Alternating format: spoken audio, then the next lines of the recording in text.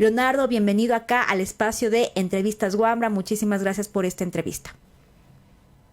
Muchísimas gracias por el espacio. Buenos días. Muy Muy bien. buenos días, Leonardo. Le saluda Gabriela Peralta. Justo queremos conversar, iniciar la conversación haciendo también un reconocimiento a su trabajo en búsqueda de justo, ¿no? Este cambio climático.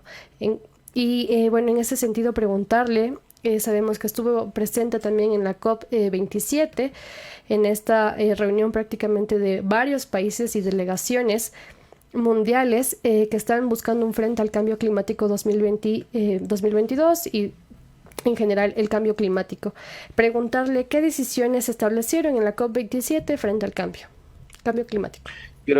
Muchísimas gracias. Yo creo que el mayor logro que se obtuvo de la COP27 es el Consejo de Daños y Perjuicios, ya que antes en los años previos se hablaba acerca de una transición ecológica, de adaptación, pero no necesariamente de daños y perjuicios para este fondo ser dirigido a comunidades que ya tienen implicaciones de cambio climático, que ya están sufriendo las consecuencias del cambio climático, que nosotros no hemos sido los que hemos provocado, sino más bien los países industrializados que por su modelo de desarrollo capitalista basado en la industrialización de sus diferentes sectores han desacerbado los recursos mundiales de petróleo, de recursos naturales.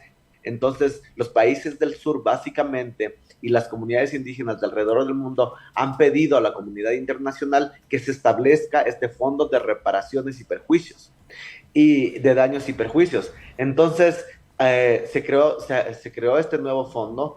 No se sabe todavía cuál va a ser el mecanismo para que las comunidades indígenas puedan obtener acceso a este fondo, o los países en vías de desarrollo puedan obtener este fondo. Esta fue una de las principales promesas, de los principales logros de la COP22, pero asimismo hubieron muchas cosas por detrás. Hubieron, por ejemplo, más de 666 lobistas de corporaciones de combustibles fósiles que estaban presentes dentro de las negociaciones como parte de las delegaciones de los países. Nosotros como colectivos, como comunidades indígenas, decimos, ¿cómo vamos a combatir la malaria si le invitamos al mosquito a la toma de decisiones? Es lo mismo que está pasando en la COP.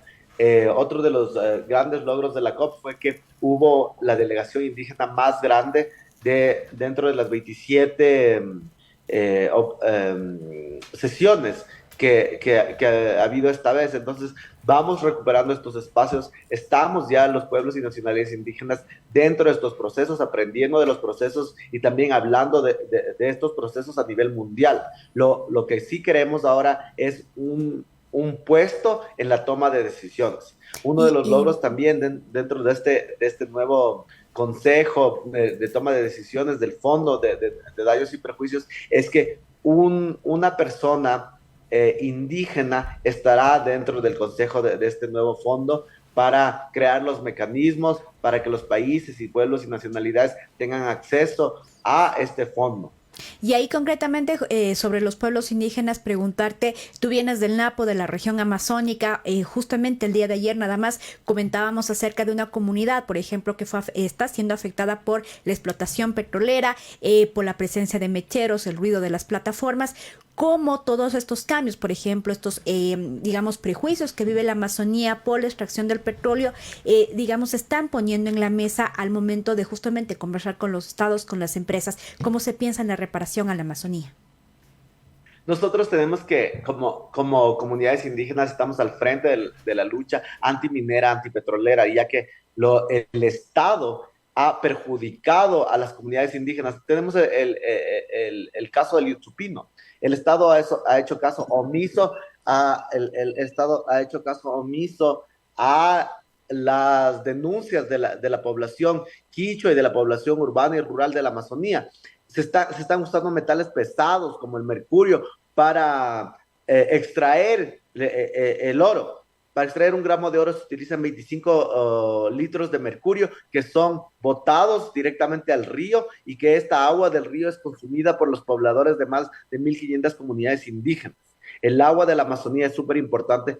La protección de los recursos hídricos no solo es importante para nosotros en la Amazonía, sino para el Ecuador en general. Además que estas concesiones que ha otorgado el Estado están provocando un impacto social, un deterioro del tejido social dentro de la población de la Amazonía, no solo en la Amazonía, sino que se están involucrando en diferentes regiones del país y están deteriorando. Así como ustedes hablan del petróleo y dicen que han habido otras comunidades que han sido afectadas, nosotros no le creemos al Estado, no le creemos a las corporaciones que dicen que la minería traerá desarrollo. Lo mismo nos prometieron con el petróleo cuando sacaron el barril de petróleo al final de los 60 y vemos que estas comunidades indígenas en la Amazonía, muchas de estas han desaparecido, ahora vemos que son las más empobrecidas después de 6 décadas de desarrollo petrolero supuestamente y que son las más enfermas. Entonces no queremos que vuelva a suceder lo que pasó con el petróleo en la Amazonía,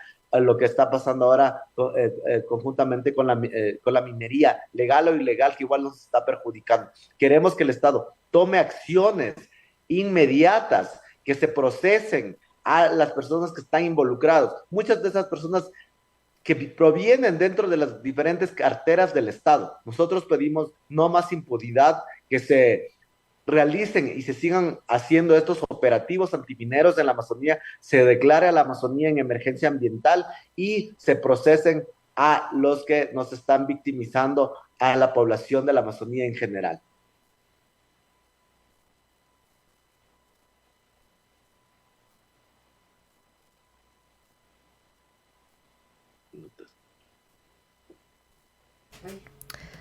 Espero que ahora sí me escuche. Le decía que qué acciones justamente, o sea, qué acciones concretas se tomarán, se pondrán en marcha luego de esta reunión en Egipto.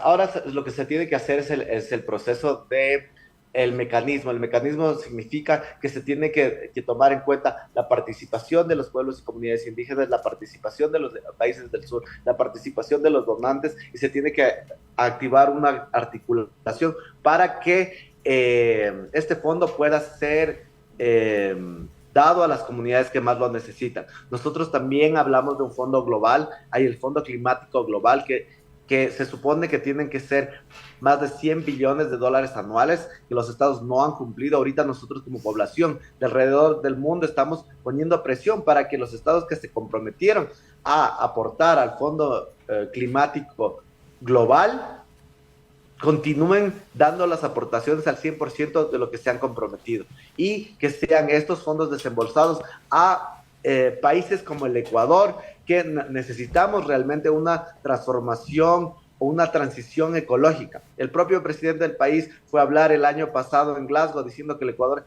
ya está en una transición ecológica y más bien vemos que aquí en el Ecuador no ha pasado nada de eso y más bien las políticas han sido más extractivas. Nosotros como población, no solo indígenas, sino como población civil, social, organizada alrededor del mundo, tenemos que poner presión para que realmente tengamos políticas anti-extractivas y más bien de protección al ambiente, a los bosques y también una política donde que se desarrollen nuevas energías para que podamos transicionar a este mundo que queremos, un mundo sin combustibles fósiles, donde que haya más trabajo. Se estima que más de 80 millones de trabajos se pueden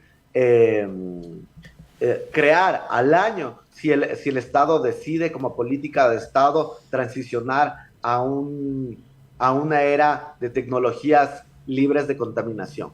Leonardo, agradecerte por esta entrevista y pendientes entonces también, como tú mencionas, de las acciones que se sigan realizando sobre la COP27 y sobre todo lo que tenga que ver con el cuidado de la Amazonía. Muchísimas gracias.